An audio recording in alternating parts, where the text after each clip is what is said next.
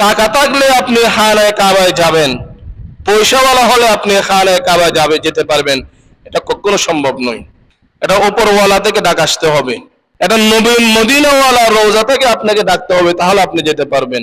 হযরত ইব্রাহিম আলাইহিস সালাতু ওয়াস সালাম যখন খানায়ে কাবার নির্মাণ কাজ শেষ করলেন, এবার আল্লাহ তাআলা বললেন ওয়াজ্জিন ফিন নাসি বিল হজ্জি, হে আমার খলিল আপনি মানুষকে হজের দাওয়াত দেন, এলান করেন। আজ্জিন, মুয়াজ্জিন যে আযান দেয়, তুমিও এলান করো সারা পৃথিবীর মানুষ যেন হজ করার জন্য আসে।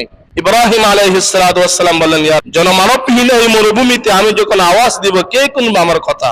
মানব শূন্য একটি এলাকা, মানুষ তো নাই, কোনো গাছ বাসালি এখানে নেই, এখানে যদি আমি ডাক দিই আমার কথা কে শুনবে? আল্লাহ তাআলা ইব্রাহিম নবীকে বলতেছে, ইব্রাহিম তোমার কথা হলো এলান করা তোমার কাজ, আর পৃথিবীর মানুষের কানে কানে পৌঁছে দেওয়ার দায়িত্ব আমার রব্বুল আলামিনের কাঁধে। সুবহানাল্লাহি ওয়া বিহামদিহি।